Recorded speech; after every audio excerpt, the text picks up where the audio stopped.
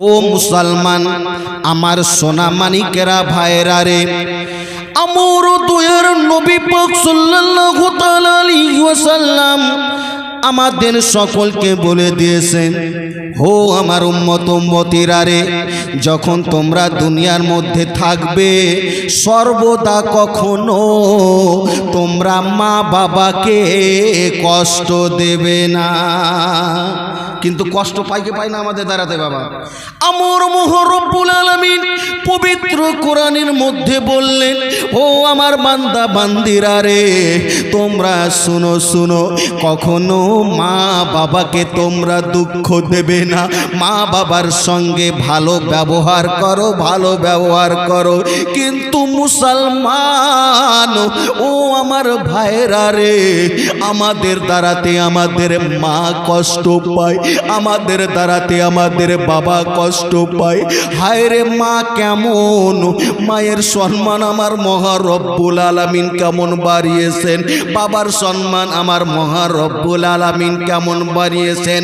আমার প্রিয় নবী, নবী পাক বললেন, ও আমার সাহাবারা তোমরা শুনো শুনো গো, যখন তোমরা দুনিয়ার মধ্যে থাকবে তোমরা শুনো শুনো, তোমরা যদি মায়ের চেহারাটা একবার দেখে নাও রে, মন ভরে যদি দেখে নাও রে, সকালে উঠে দেখে নাও রে, যদি মায়ের চেহারা দেখে একবার হেসে দাও, মহব্বতের সহিত একটা মুচকি হাসি দিয়ে দাও, তুমি একটা কবুল হজের সওয়াব পাবে।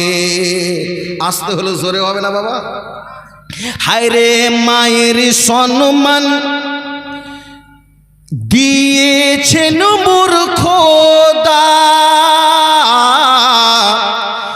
তাকে রেখো না কখনো জুদা। ঠিক ঠিক না বাবা? মায়ের সম্মান বাড়িয়েছেন মোর খোদা, তাকে দে রেখো না কখনো জুদা, তাহার দুয়াতে পাওয়া যায় মুক্তি,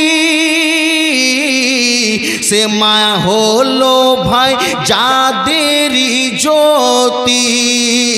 ভাই গায়ের চামড়া খুলে মায়ের গায়ের জুতা বানালে, একটি ফোঁটা দুধের ঋণ শোধ হয়নি হবে না, তোমার নাই গো তুলনা গো, তোমার নাই গো তুলনা, তোমার নাই গো তুলনা গো, তোমার নাই গো তুলনা।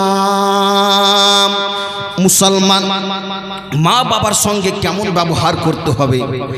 একজন বেরাদার ইসলাম মুআজ্জাজ সামনে ইকরাম, আমার নবীর একজন আশিক ছিল, আমার নবীর একজন দিওয়ানা ছিল।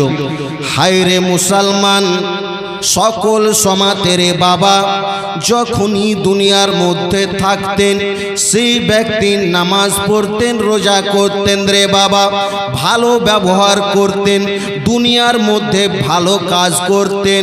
ও মুসলমান, ও আমার ভাইরা মা বোনেরা রে, আজকে যেমন আমাদের গ্রামে অনেক লোকের যখন টাকা হয়ে যায়, কারো তো মনে আশা থাকে, কারো তো মনে বেদনা থাকে, মাবুদ একবার যদি আমার হতো, আমার যদি টাকা হতো, আমার যদি পয়সা হতো, আমি নবী পাকের রওজার জিয়ারত করতাম।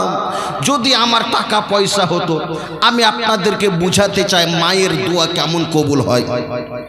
ও